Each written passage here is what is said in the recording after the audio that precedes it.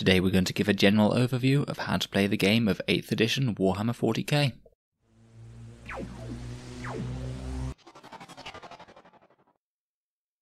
Hello and welcome back to Auspex Tactics, the strategy focused 40k channel where we're all about getting the most out of our miniatures on the tabletop. I'm sure the vast majority of people who are subscribed to this channel already know the game's core mechanics very well, but in this video I thought we'd go back to basics and create an in-depth guide for new players looking to start out in Warhammer 40k. I'm going to be trying to summarise the core rules and how to actually implement them in playing a game of 40k on the tabletop as succinctly as possible.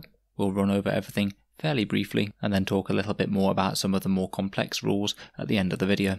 We'll start with a general overview and the things that you need to play, a look at the unit's datasheets, how we actually go through a turn in Warhammer 40k, and then we'll talk a bit about missions, stratagems, warlord traits, and other extra match play rules. Even in 8th edition, where they've cut down a lot of the complexity from the core rules, 40k is still a very complicated game and not the most intuitive to new players, so I'm hoping this video might be able to help with that somewhat. All that being said, let's jump right into it with an overview of the game.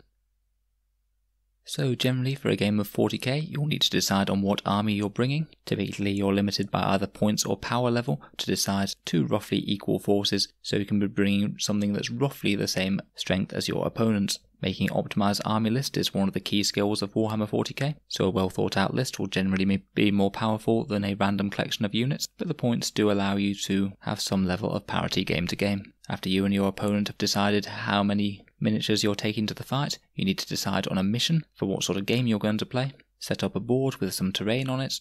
The mission will tell you how you set up your armies in the start of the battle, and you roll to see who goes first. The player who goes first progresses through the different phases. First he moves everything, uses any sorcerers known as psykers in his army to cast psychic powers, uses all of his ranged units to shoot guns at the enemy army, then declares any charge moves to have his warriors charge into close combat, and then both armies will fight in the fight phase, so any units that are close to each other will be able to get to hit them with their swords and things.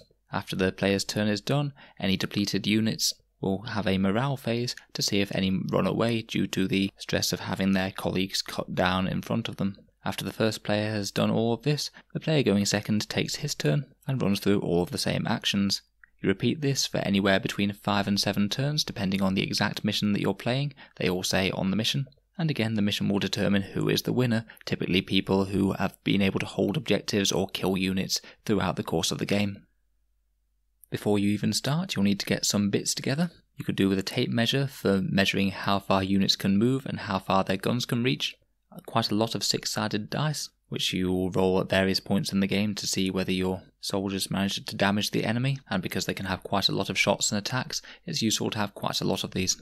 It will be helpful to have a few markers to be used as objective markers for certain missions, and they can be something fancy or just something very basic like a scrap of paper. You'll need some way of accessing the core Warhammer 40k rules. They're generally included in the big rule book that's included in Dark Imperium, and you'll typically have rules for your actual army in their own codex book. Say if you have Space Marines as an army, you'll have the Codex Space Marines, and this will tell you all of the stats for your armoured superhumans and all of their weapons. You'll need the miniatures themselves that make up your forces, and you'll also need somewhere to play, such as a gaming table. Typically 6 foot by 4 foot is the standard size, though the game is perfectly playable on smaller tables as well. And having some terrain on the battlefield can also make it more interesting, so that some units can hide from each other or take cover, and that you can get some very fancy things from Games Workshop or other companies that look like little ruins on the table. But if you're just starting out, then some good functional terrain can very easily be improvised with things like boxes or books or things. So now we've assembled our equipment, we can now have a look at some of the rules for one of the individual units. This is a very slightly simplified version of the standard Space Marine unit, the Intercessor Squad. Your basic Primaris Space Marines armed with bolt rifles. As we can see, there's quite a lot of information on this little datasheet telling you how the unit works and functions in battle. First up we have the name of the unit at the top, the Intercessor Squad. It has its battlefield role, that's the little symbol in the top left hand corner, and it shows you what position they take up within the army. That little triangle means that it's troops, so it's one of your basic battle line units, and troops are the most common role that you'll find in most detachments. The little number to the right of that is the power rating. Now, as we mentioned earlier, you can either select two fairly similar armies either via points or power rating. Power rating is a very simplified version of trying to get two armies that are vaguely similar to each other. If you're a bit new to the game and you just want to put some miniatures on the table to get a feel of it. This Intercessor squad has a power rating of 6, so say if you were playing a very small game, you could have 3 of these Intercessor squads for 18 power level and maybe a commander unit for another 5 power level, meaning that your army will be 23 power level. So if your opponents took 23 power level of other units from a different book, say you was playing some orcs, then the idea is that the two forces will be roughly equivalent and you'd have a fairly fair game. The other way that you can do it is with points costs. These are not recorded on the datasheet themselves, they're either at the back of your codex, or if you have Chapter Approved 2019, which is a supplement book that comes out each year, then they update all the points costs in that book and they have them all together, which makes it a little bit easier for ease of access. If you're playing with points, you pay a points cost for each individual model in the squad. There's 5 intercessors here, so you'd pay the points cost for each intercessor, which incidentally is 17, so this squad will be 85 points. Points also take into account unit war gear and upgrades. A lot of basic war gear is free, such as these intercessor bolt rifles and bolt pistols and things. But on more complicated datasheets, you might have the option to give some marines a heavy weapon or something. Say for example, you could upgrade one marine to have a las cannon, a big anti-tank weapon, for another 20 points. So points are a little bit more complicated and should lead to a bit more of a balanced game overall, because every single model and every single upgrade is taken into account when trying to balance the army. Most people do tend to play with points rather than power level, at least in my general experience, but both options are open to you. Next up we have the unit stat line. That's all of the numbers on the main bit of it, and they give the rules for how the unit functions in the game. The M is movement, so they can move 6 inches, so when they move in the movement phase, that's how far each model can travel away from its previous position. Measurements like this are typically done from the model's base, so if you measured 6 inches from the front of the intercessor's base, then that's how far forward the front can be. You're not allowed to gain the entire distance of the model's base each time you move. The WS and BS characteristics are weapon skill and ballistic skill. Weapon skill is how easily they hit things at close quarters when they're fighting hand to hand, and ballistic skill is how easily they hit with guns. The 3+ equates to the number that you need to roll on the dice to land a hit when your intercessor is making an attack on the enemy with either ranged or close combat gear. So basically if he was hitting in close combat, you need to roll a 3 on your 6-sided dice, meaning that he will hit most of the time because he's quite elite. Next we have the strength and toughness characteristics. Strength is essentially reserved for mainly in melee, when they're up close, personal and fighting hand to hand, and basically it represents how strong they are and how easily they can hurt other units when they're punching them or hitting them with other things like swords or knives and things. The toughness characteristic is how hard it is to kill the model, and this comes into play whenever you attack the intercessor, as the toughness determines how easy it is to wound them when you roll a dice to see if the weapon damages the intercessor, as we'll see later in the video. Next we have a W, which is the wounds characteristic. This is essentially the number of lives each intercessor has. Because these are big, strong space marines, they have 2 wounds. So with normal attacks, these guys will basically take 2 hits to take them down, as they're really quite tough. Next we have the model's attack characteristic. This again is a statistic that's used in close combat when they're fighting with fists and knives. It's how many attacks the model can make when they're fighting with the enemy. So intercessors will be able to make 2 attacks, meaning that you'd be rolling 2 dice each time any intercessor tries to hit an enemy unit that they're in close combat with, hitting on a 3+ because that's his weapon skill. Next we have the leadership characteristic, which shows they're quite brave at leadership 7. And this represents how likely they are to run away when they suffer casualties, as we'll see later in the video, in the morale phase.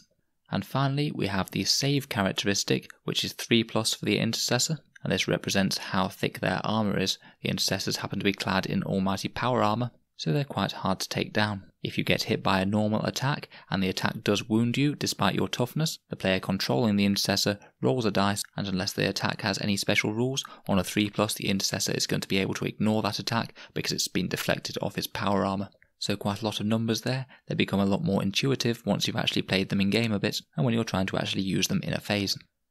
Next up we have the war gear for the intercessor. It says on the line below the numbers what they're armed with. They each have a bolt rifle, a bolt pistol, and frag and crack grenades. All of these are ranged weapons that can be used to shoot or damage enemy units that are within a certain range of the model. And below this on the datasheet we see all of the rules for all of these different weapons. We'll get on to what this all means in the shooting phase part of the video, but it basically tells you how good the guns are.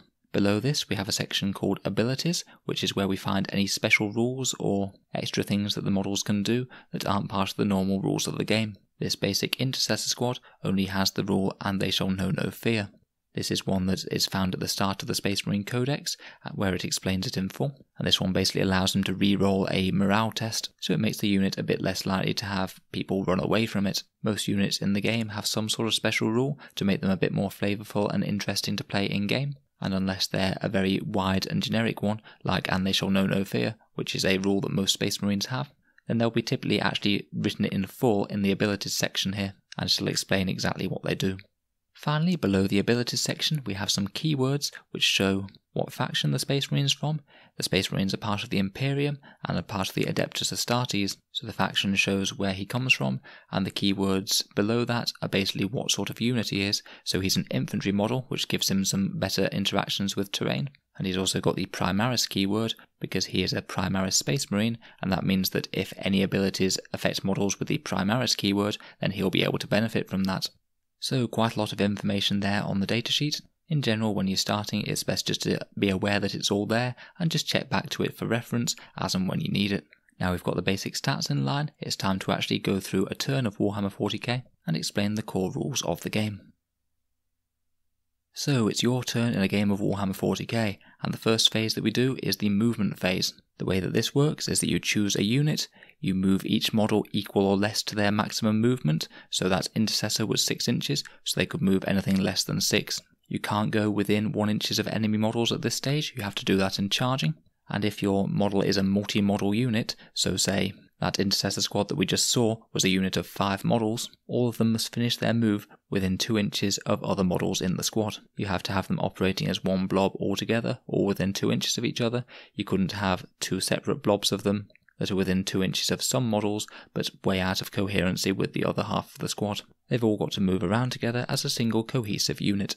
Some units have slightly unusual movement characteristics. Some fast-moving aeroplanes and things have minimum movements, so you're not allowed to move less than 20 inches typically for these units, representing them having to zoom around the battlefield and you can't just park a plane in mid-air.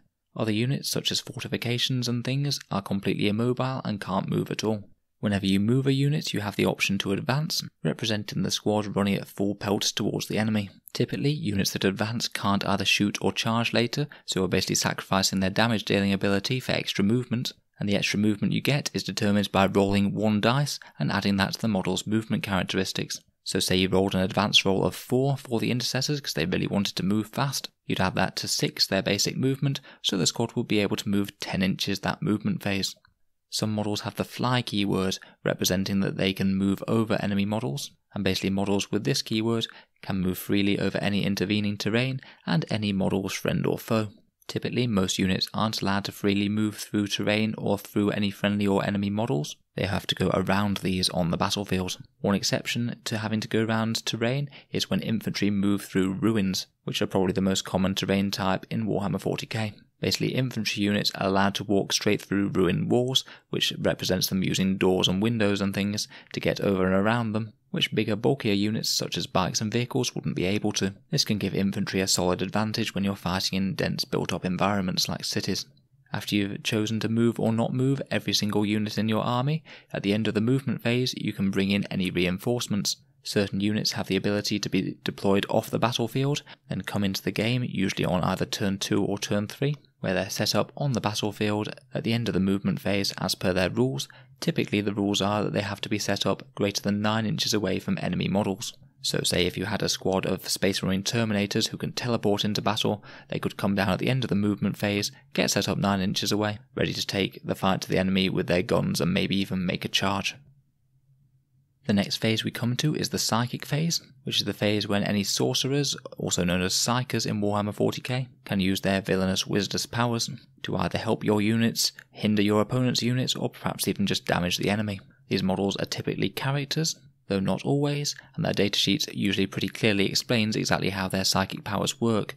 They're usually able to cast a certain amount of powers per turn, and in your opponent's phase they might be able to deny a certain amount of powers to have the chance to try and stop their counterparts from casting their own spells. The Psychers will all have rules for their psychic powers in their own codex, where you can select a certain amount of them per Psyker. Say if this Chaos Sorcerer here could cast 2 psychic powers, then he could choose to cast any of the ones that he knows, or he can elect to use this Smite power that's the rule to the right hand side of him. All Psykers know how to use Smite, in addition to any other powers that they know.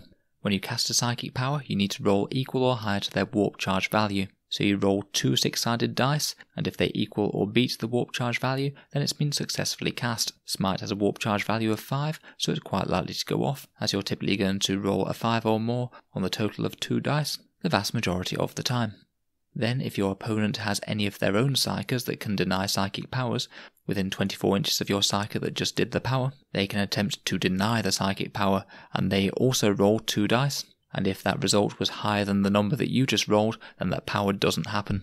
The actual rules for each individual power explain how they work and what they do, but many of them damage the enemy via using mortal wounds. Mortal wounds are a mechanic where basically if the unit takes mortal wounds, then it just loses lives one after the other until all the mortal wounds have been taken. So Smite here takes D3 mortal wounds. D3 means that you roll a 6-sided dice, a 1 or 2 means a 1, a 3 or 4 means a 2, and a 5 or 6 means a 3. So if you rolled a 5 for the amount of mortal wounds that Smite did, your opponent would take 3 mortal wounds.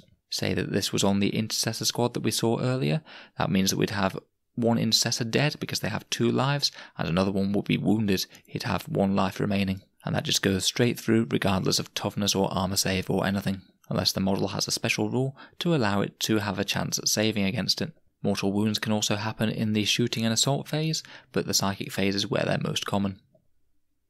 Talking of shooting, let's get on to the shooting phase. It's one of the biggest and most complicated phases in 40k because quite a lot of armies in the game do most of their damage with guns. You start out by selecting a unit that has some guns that you want to shoot. You decide which weapons they're using and which units they're firing at, all at once before rolling any dice. You can only choose one of your own units to shoot if it hasn't fallen back in the movement phase, unless the model can fly, in which case it's fine.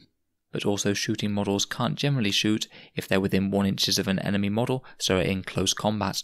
When you select the targets for your shooting attacks, the target must be in range of at least one of your weapons, and they also can't be in close combat themselves within 1 inch of some of your own friendly models. This represents the fact that your own forces don't want to be shooting enemy units if there's a chance they might be killing their own comrades. The shooting unit must also have line of sight to the unit they're wanting to shoot. In 8th edition it's very easy to get line of sights from one unit to another.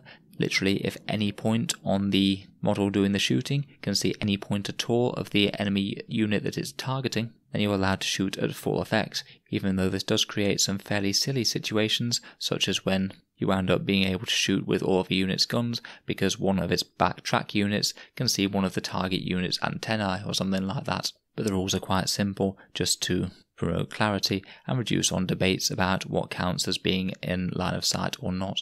Another exception to being able to target units are characters. If your unit has the character keyword on its datasheet and they're less than 10 wounds in size, so that means they're not enormous tanks or monsters or things, then you can't choose to target that character if it's an enemy character and it's not the closest unit to you. That's to represent, say, a commander hiding behind a big squad of space marines and the enemy not being able to pick him out exactly as the battle rages around them. When you come to allocating your attacks, you can choose to fire all of the weapons that the model has, unless they're pistols and grenades, or you can use grenade weapons that the model has, or you can use all pistol weapons that the model has. So if you remember our intercessors from the start of the video, they could either use their bolt rifle to shoot with, which is usually the best idea, or they could opt to fire with their bolt pistol instead, or they could opt to attack with 1 grenade.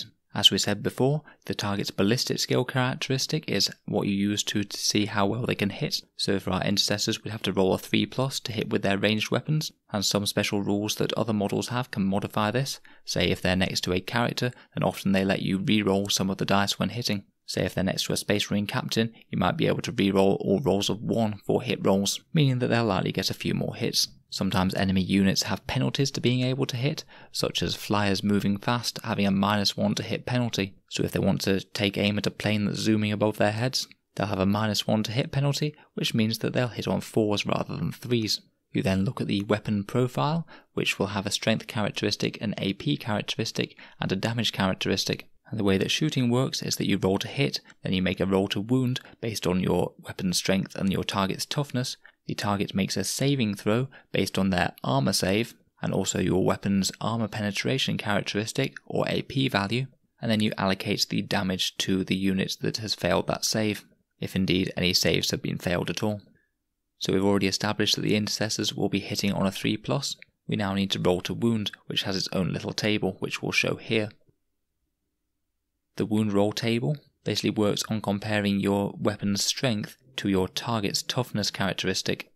If the strength is double your target's toughness, so say you're hitting them with a very heavy weapon, and your target is quite weak, then you'll roll a 2+ to wound. If the strength is just in any way greater at all, so say you're hitting a toughness 4 model with a strength 5 weapon, you'll need a 3+ to wound. If the strength and toughness is equal, you need a 4+. If it's just in any way lower, you'll need a 5+. And if the strength is half or less, then you'll need a 6+ to wound.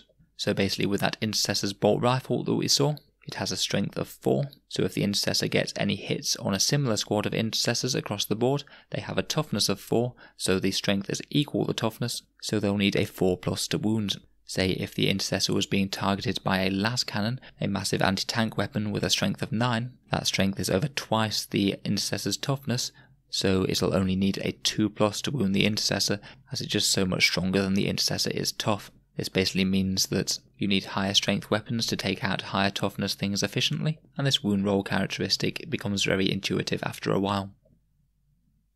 So let's get back to the shooting phase now. So say your Intercessor's bolt rifle has hit and wounded the target now gets to make a saving throw to see if they can shrug off the damage because of their thick armour. Again, if we go to our Intercessor example, the Intercessors have a saving throw of 3+ if they got hit by a bolt rifle, so normally they'd roll a dice, and on a 3+ they'd negate that damage. However, some weapons have an AP characteristic, or armour penetration, which is used to help get through thick armour saves like this. The bolt rifle is actually quite good at this, it has AP -1. This means that the Intercessor's armour save will be 1 worse than it is typically, so instead of saving on a 3+, he'd be saving on a 4+, because that weapon's quite good at penetrating through armour, so he doesn't get quite as good a save. This means that things with higher AP are going to be better at killing the Intercessor, because they have the armour penetration to get through his very thick power armour, and if the weapon had an AP characteristic of 4 or more, then the Intercessor wouldn't get any armour save at all. After this, if your opponent does fail any of these saving rolls that he makes, then you get to inflict the damage on the target unit. Each weapon has a damage characteristic, which can either be a flat number or you have to roll a dice for. The bolt rifle has a damage characteristic of 1, so for each wound that's unsaved, you inflict 1 damage on an Intercessor, and as they have 2 wounds, it would take 2 bolt rifle shots going through the armour to kill each Intercessor. If a model has already been injured by a previous attack, then you have to take the next set of damage on that same model, so you couldn't have, say, multiple Intercessors running around with 1 wound left each. You'd have to kill them one by one before going on to making saving throws for the next one. Some more powerful weapons have a higher damage characteristic than 1. Some, like the crack grenade that the Intercessor has that can be a bit better at punching through tanks and vehicles, has a characteristic of D3, so again you roll a dice, a 1 or 2 is a 1, a 3 or 4 is a 2, and a 5 or 6 is a 3. So say if an Intercessor failed a saving throw against one of these, your opponent would roll the dice, and if he gets a 2 or 3 on that roll, then that Intercessor would just be slain outright, because it's done equal or more damage than the amount of wounds he has. Note that if you rolled a 3 for that damage result, you wouldn't injure the next Intercessor, all of that damage would go on the single model. So the 3 damage will be wasted, you'd just take the 2 wounds off that single Intercessor and then go on to making the next saving throw. Basically, the rolls to hit, to wound, and making armour saves and resolving damage are basically the core mechanics of Warhammer 40k in terms of damage dealing, and this process does become pretty intuitive once you go through it a few times. There are another few rules that impact the rules in the shooting phase. Firstly, you can get a cover save sometimes by having the entire unit within a terrain feature. Infantry are better at this compared with tanks and vehicles and things, so all they have to do is have every infantry model in a unit on or in a terrain feature and they get +1 to their armour save, so that Intercessor could potentially have a 2+ save against some attacks, which is very nice indeed. Certain models have abilities called invulnerable saves. Invulnerable saves represent fancy war gear such as force shields that can protect against attacks, and these fancy saves don't care at all about the AP characteristic of any weapons. You get to make the invulnerable save regardless of how much AP your weapon has. Say like Space Marines have some storm shields, which are powerful shields with force fields built in, and they give you a 3+ invulnerable save. So even if you hit them with a las cannon which has an AP of -3, you'd still be able to make that 3+ save for the storm shield, and you'd be able to take that instead of your normal, worse armour save throw. Finally, before we move on, different guns in Warhammer 40k have different options. There are 5 main classes of guns: rapid fire, heavy, assault, grenade and pistol. They'll also all have a number by them indicating the amount of shots that they get. Say like a heavy 3 weapon would have 3 shots. They also all have a special rule depending on what type they are. Rapid fire weapons get double the amount of shots when they're within half range of the target they're shooting at. So like the Space Marine's bolt rifle that we talked about earlier, his range is 30 inches, so when he's shooting at something within 15 inches of him, he'll get 2 shots rather than the 1 he would usually have for having a rapid fire 1 weapon. Heavy weapons such as las cannons get a -1 to hit penalty if the unit that is shooting them moved in the previous movement phase. So say if a Space Marine had a las cannon that was hitting on 3+, if he moved he'd only be hitting on 4+. Assault weapons can be moved and shot freely, and in addition they can also be shot if the unit advanced, although if you do advance with them, then they get a -1 to hit penalty, much like the heavy weapons. One example of an anti-tank weapon that's an assault weapon is a melter gun, so you could move it and fire it for 1 shot normally, or if you advanced in the movement phase, you'd still be able to fire it, even though most weapons you can't fire if you advanced. And then say if you had your ballistic skill of 3+ for being a Space Marine, you'd be down to hitting on 4s again because you advanced. As we said, with grenade weapons, you can only choose to fire 1 of them per model instead of their other weapons, and also you can only fire 1 grenade per unit. So if we had our squad of intercessors again, and they were very close to an enemy tank, instead of firing their bolt rifle at it, one intercessor could choose to throw a crack grenade for a little bit of extra anti-tank oomph, but you couldn't have the entire squad throw crack grenades, it's only 1 model per unit. Finally, pistols again can only be shot in lieu of shooting the other weapons, so you couldn't shoot both your bolt pistol and bolt rifle on the intercessor. Pistols tend to be generally quite weak, but the advantage of them is that you can fire them even when you're in close combat. As we mentioned, you're usually not allowed to shoot any weapons while you're in close combat with the enemy, that being within 1 inch of them. Pistols are light weapons that are designed to be shot at close range, so they can break this normal rule. So if you have a squad armed with some pistols, they can choose to fire them in the shooting phase, even if your squad is already in close combat, and they must target the unit that they're in close combat with. So say if you had your intercessor squad armed with bolt rifles and bolt pistols, and they were completely surrounded with demons who were trying to cut them up with swords, in your turn in the shooting phase, you could still choose the intercessors to fire with and shoot at the demons with your pistols, using your ballistic skill to hit as normal. After we're done with shooting weapons, we then move on to the charge phase. This is when your warriors put on an extra turn of speed to close with the enemy as fast as possible, and the player whose turn it is can choose to declare a charge with any units that are within 12 inches of the enemy, provided they haven't fallen back and aren't already within 1 inches of an enemy, so they're basically already in close combat. You then nominate the targets of your charge, and you can choose as many units as you like that are in range. Basically choosing more units will give you more flexibility as to where you go with the charge, but it has the downside that more units will be able to fire Overwatch at you. Basically, Overwatch is a special out-of-sequence shooting attack where the enemy flails around with guns trying to quickly bring down the units that are coming in at them to chop them up with swords, and each unit that you declared the charge on will be able to make a shooting attack as if it were the shooting phase, but it only hits on 6s rather than the model's normal ballistic skill. So in this picture, say these Assault Marines charge the Eldar Guardians on the right, the Eldar Guardians will be able to make a shooting attack with their shuriken catapults, hitting on 6s and potentially killing some Assault Marines. The charging unit, provided any are left, rolls 2d6, so that's 2 6-sided dice, and provided that number is high enough to bring at least 1 model within 1 inch of their target unit, then the charge is said to have succeeded. So that means if the unit is within 9 inches of the other unit, they'll only need an 8 to succeed the charge, as that'll bring them within that 1 inch that they need to get to be in close combat. As for the charging unit's movement, the first model that you move must end its move within 1 inches of one of the enemies that you targeted as a target of the charge. The rest can go wherever they want, provided they're within unit coherency as per the movement phase, so that's all within 2 inches of each other. The only restriction is that they can't go anywhere within 1 inch of enemy units that they didn't declare as a target of their charge. Terrain can potentially slow charges, some things like woods and craters, minus 2 inch from the charge distance, so it makes the charge a lot more likely to fail if you're trying to target a unit that's in these features. Finally, there's a rule called Heroic Intervention, where the other player, the one who's being charged, can get to move any of their characters up to 3 inches towards your units, provided your units are within 3 inches of them.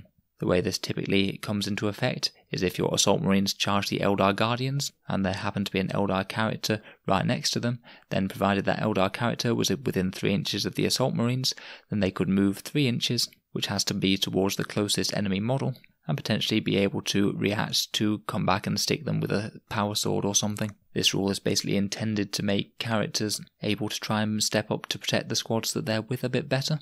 Although the way it is worded means that if your units are right next to them, even if they didn't charge, then the character can still heroically intervene. So even if you didn't make any charges this phase, say if you put your tank within 3 inches of an enemy character, then that enemy character could still heroically intervene 3 inches into your tank and potentially engage them in close combat, even though no charges were made. I honestly suspect this was an oversight in the game's designers of 40k, but they have opted not to correct it in an FAQ so far at the moment, so that's the way it works for now.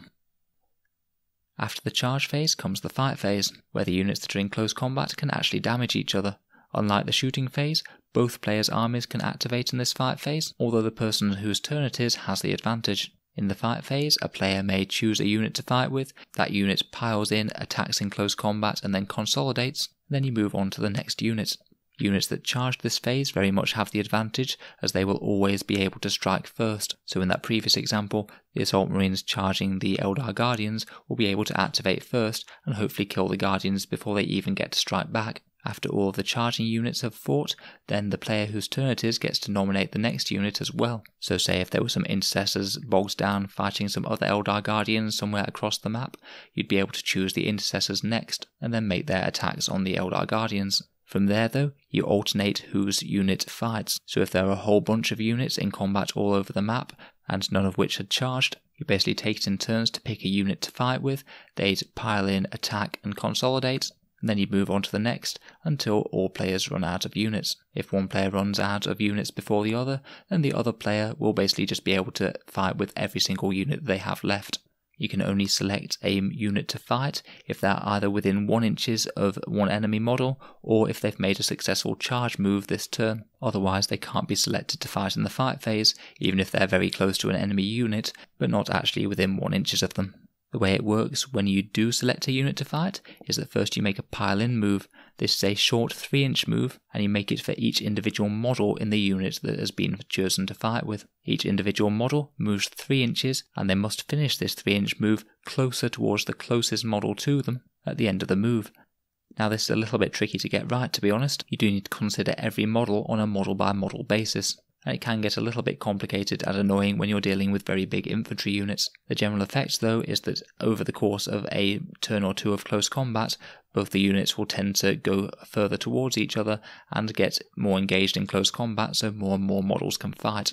After the pile-in, you see which models can fight and allocate their attacks. Models can fight in close combat if they're either within 1 inch of the enemy, or if they're within 1 inch of a friendly model in the same unit that is. So basically, if you had a Space Marine Intercessor within 1 inch of those Eldar Guardians, they'd be able to fight, and if there was another Intercessor in the second rank that's within 1 inch of that Intercessor that can fight, then he can fight too. It's usually fairly easy to achieve that the majority of the models in the unit will be able to attack in close combat, between the charge move and that pile-in move. We then go back to the model's profile, and units get the number of attacks based on their profile. So for the Intercessors that's 2, at the strength on their profile, and the Intercessor that's 4. If they have no additional close combat special gear, as those Intercessors don't, those attacks will be made at strength 4, AP nothing, and damage 1. And he'll hit based on the weapon skill that he has on his profile, which for Space Marines is a 3+. So that entire squad of Intercessors will have 11 attacks in total, including the extra attack that the Sergeant gets, hitting on 3s, wounding as per the same wound chart in the shooting phase, which as Eldar Guardians have a toughness of 3, they'll be wounding on a 3+. The Eldar player will make a 5+ armor save, as that's what the Guardians get, and then you allocate damage as per before. Just as an aside, when you do remove models from play, it's the player who controls the unit that chooses which models are slain, not the attacker. Probably should have mentioned that in the shooting phase as well. It applies equally to both. Some models have all sorts of fancy close combat war gear. They'll typically have some sort of profile that's associated with the strength. Say, a sergeant can sometimes be given a power fist, which doubles the strength of their attacks, as well as gives them extra AP and damage, so basically making them hit a lot harder in close combat. If you have multiple pieces of war gear, then you can choose to allocate the attacks between the different pieces. You could say hit a unit of Eldar Guardians that you're within 1 inch of with your bare fists, and then maybe hit a vehicle next to them with a power fist if you're also within 1 inch of it. So any attack can be made against any unit within the model's scope to hit, and they can choose which of their war gear pieces that they use when they make the attack. After the entire sequence of hitting, wounding, saving throws and removing casualties has been done, the unit that just fought gets to consolidate 3 inches. In a very similar manner to the pile-in move, basically every model can opt to move up to 3 inches closer to the nearest enemy model, to basically get more and more models engaged with the enemy. Although they don't have to move at all if they don't want to, they can just stay still. So over the fight phase you repeat this until every single unit has fought once. When that's done and there's no more eligible units for either player to select, that's the fight phase over and we go into the morale phase. So the morale phase is a little bit quicker. It's basically just determining if any of your units flee due to the horrendous casualties being inflicted on their units. Say if you had a Space Marine Intercessor squad and they lost 4 models over the course of the turn, so there was just 1 left, you'd have to keep a track of how many models you'd lost in the unit. When it comes to the morale phase, you roll a dice and add that to the number of models that you've lost. And if the combined total is higher than the highest leadership value remaining in the squad, which for the intercessors is the squad sergeant at leadership 8, then you subtract the higher number from the lower number, and that many models would flee from the squad. So say if that intercessor squad took 4 casualties, you got very unlucky and you rolled a 6 for your morale test, then you'd get 10. If you take away the leadership characteristic of 8, then you get 2, so 2 models would flee from the unit. You'd basically be allowed to pick which 2 of the models just go, and they're removed from the board as if they're slain as casualties. This happens at the end of each player's turn, and it's done for both their units and the enemy units. Typically most of the casualties are going to be on the enemy unit in your own turn, but you can take casualties yourself either from Overwatch or fighting in close combat or other things like exploding vehicles and stuff. So that's an entire turn of Warhammer 40k then. You move, cast and deny powers, shoot at the opponent, declare charges to move your units into close combat, fight in the fight phase to kill some more enemies, your opponent will fight with their units as well, and then you have the morale phase to check that none of your models run away. From there it'll be the opposing player's turn to do the same back to you, and the process repeats until the end of the game. So now we'll talk about how you go about picking an army and fielding it in an actual mission. So when you choose your army, we've already mentioned that you must pay points and power level for the units that you include. In normal games of Warhammer 40k, you'll typically use different detachments to field your units, such as this battalion detachment that you can see above. As it says here, all units must be from the same faction within the battalion detachment. So say you could have an entire battalion detachment that's entirely made up of units with the Orcs faction keyword, but you couldn't mix Orcs and Space Marines because they're different factions. There are a whole load of different detachments that you can choose from, and some of them have different amounts of different units from different battlefield roles, such as more fast attack or heavy support with big guns, or some flyers and things. In this battalion one, you need to have at least 2 HQ choices, and you can have a third one as well, and you need to have at least 3 troops choices, but you can have up to 6. As we saw from the battlefield role, the intercessors were a troops choice, so they'd be able to fill out one of your troop slots, and then you'd need some more troops, maybe another couple of squads of intercessors, and you'd need some commanders to lead them. In addition to this, in this detachment you can have 0 to 6 elites choices, so things like special operatives, 0 to 3 fast attacks choices, fast moving reconnaissance type units, 0 to 3 heavy support units, things with like big tanks and soldiers with heavy weapons, and 0 to 2 flyer choices, things like aeroplanes. As well as this, you can also take dedicated transports, which are vehicles that can transport your other battlefield role slots, and you can have up to 1 of these for every other unit in the battalion, no matter what it is. You do get a small reward for having a battalion. If you have 1 of these fully formed with 2 HQs and 3 troops, and as many of the other optional choices as you want, then you get command points. Command points are a resource that you can use to spend on stratagems, which we'll see later in the video. They're special one-off abilities that can have powerful impacts on the game. In most normal games of 40k, you're typically allowed to take up to 2 or 3 detachments, although for more casual relaxed games there's no real limit on how many you can take. Games Workshop's advice is just that you take 1 or 2 detachments if your force is 1,000 points or less, and 1 to 3 detachments if it's 2,000 or less, to prevent some silly scenarios where players are allowed to get an inordinate amount of the same amount of troop slots, or getting an obscene amount of command points by filling out lots of very cheap battalions. Typically I find that most people tend to play with this in mind, but not everyone, so it sort of just depends on what sort of game you're playing. Again, as we said earlier, you'll typically be paying the points cost for each of these units in each of the detachments, and you'll typically have a points limit that you'll build towards. Say games of Warhammer 40k could be 1,000 points in size, where you'll be able to take that many units up to the points value of the army, and that depends on exactly how many Space Marines and what sort of fancy gear that you give them for how many you're allowed. So say as a basic sort of army, you could take 3 Intercessor squads that are 85 points each, a couple of Space Marine captains for around 80 points each, and that would give you around about a 500 points force, and from there you could build it up with other more fancy units such as big tanks with guns, or flyers and things, to make up to your total points limit, and that could all be contained within this battalion detachment.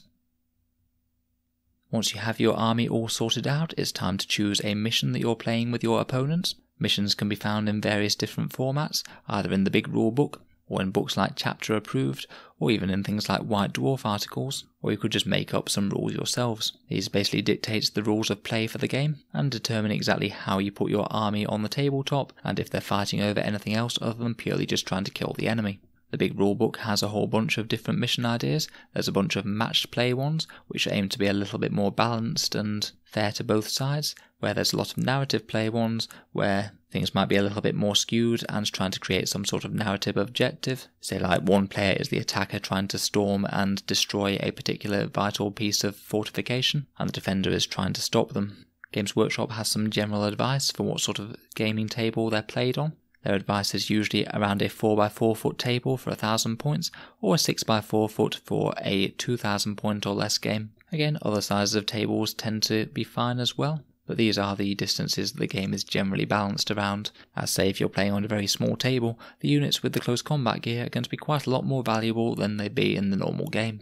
Each mission will generally run you through some basic things. First of all, it will tell you how and where the objectives on the board are placed, if the scenario even uses objectives. A typical thing might be that the players take it in turns to deploy objectives somewhere on the game board, and they must be no closer than 12 inches to another objective, and must be at least 6 inches away from the battlefield edge.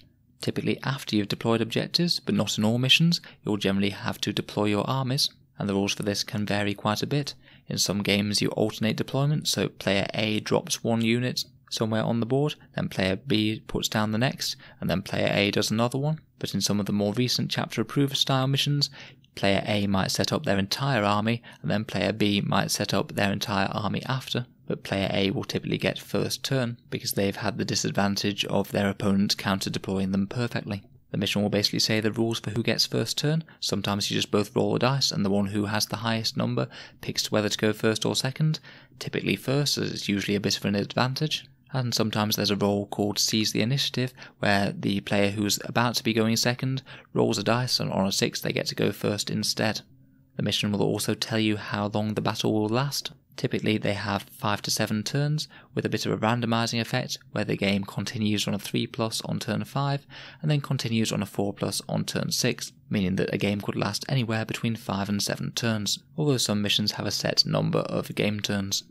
And finally, it'll tell you what you need to do to win the game. Say for example in a very basic mission, it might be that you get 3 points for every objective that you control at the end of the game. So say if you control 3 objectives and the opponent controls 2, then you will have won the game. Most missions also have some secondary objectives, where you get a bonus point if you kill the enemy Warlord, if you get a unit in their deployment zone at the end of the turn, which is Line Breaker, and if you kill an enemy unit on the first turn, which is First Strike or First Blood, depending on the exact mission set. Again, they're not used in every single mission, but they are present in a good number of them. The most current and up-to-date missions are generally in the latest Chapter Approved book, Chapter Approved 2019 at the time of me recording this, but the missions from the main rulebook work absolutely fine, and there's no reason that you can't just play them. In addition, there's a different type of mission called Maelstrom of War, which is a game mechanic revolving around drawing cards and trying to achieve the objective on those cards. They have a lot of different rules associated with them, so we won't get into them now, but just be aware that that's a different sort of mission that you can potentially have a go at.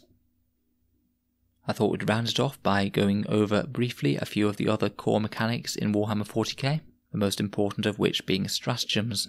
Now, Stratagems are powerful one-time abilities that you can use throughout the game that you play, or sometimes before the game begins. You remember how that battalion detachment gave us 5 command points if you filled it out with 2 HQ choices and 3 troops choices? Well, this is what those command points are spent on. It means typically that armies that contain a lot of battalions, which means that you've brought a lot of commanders and troops will typically have more of these to play with than armies that have just gone very heavy on big heavy guns and threatening killer units. You can use any stratagem once per phase, and no more than that in normal games, and all armies have access to these 3 basic stratagems. First one, and most commonly, is the command reroll. This will cost you 1 of your command points, and it basically allows you to reroll any single dice that you use as part of the game.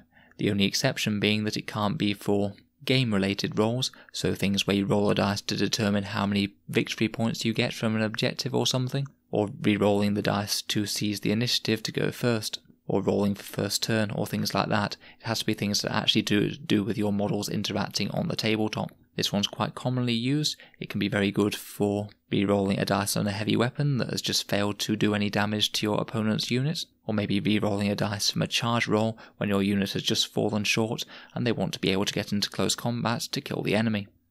The next one is counter-offensive. This one costs 2 command points, so is more expensive. This one allows you to interrupt the normal sequence of play in the charge phase, where one of your units can fight next, even if it wouldn't normally be able to. So say if your opponent has charged with a whole bunch of units and is just about to do loads of damage, they activate their first one and that fights, then you could play this stratagem which allows you to interrupt with your next unit and maybe hit the enemy before they get a chance to hit you, which could make a really massive difference to the close combat. It does have a price tag attached and you only have so many command points, but it could be really powerful.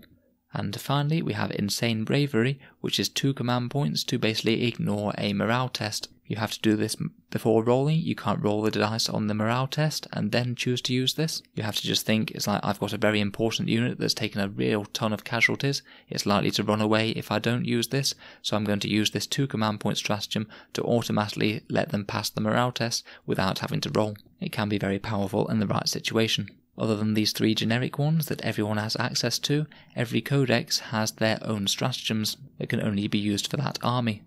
We have an example here which is Cloud of Flies, which is used by the chaotic followers of Nurgle, the Death Guard.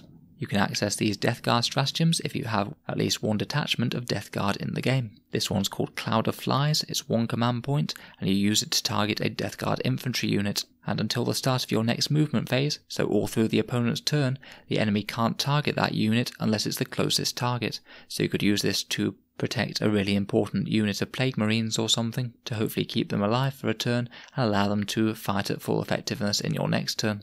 As I said before, some stratagems can be used before the game begins and give your units different deployment options, such as starting in reserve to come into the board via some sort of other teleportation means or something. Or maybe give your other units extra rules and abilities, like say if you spent a couple of command points, you might be able to give your Primaris Intercessors an extra attack with a stratagem. It all depends on the exact options that you have in your codex, and they're quite a key part of the strategy and tactics in 8th edition, knowing when to use these and knowing which ones are going to be most helpful at the right time.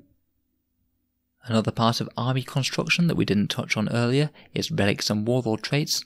When you nominate your army, you must nominate a warlord, and this is a character that can get an additional powerful buff called a warlord trait. This can make them more effective on the battlefield in some way, either promoting their leadership roles to give the troops around them better powers, or maybe make the warlord himself much more fighty in close combat, or potentially other benefits such as various mechanisms to get you a few more command points over the course of the game. In the main book there are 3 fairly weak ones that everyone has access to.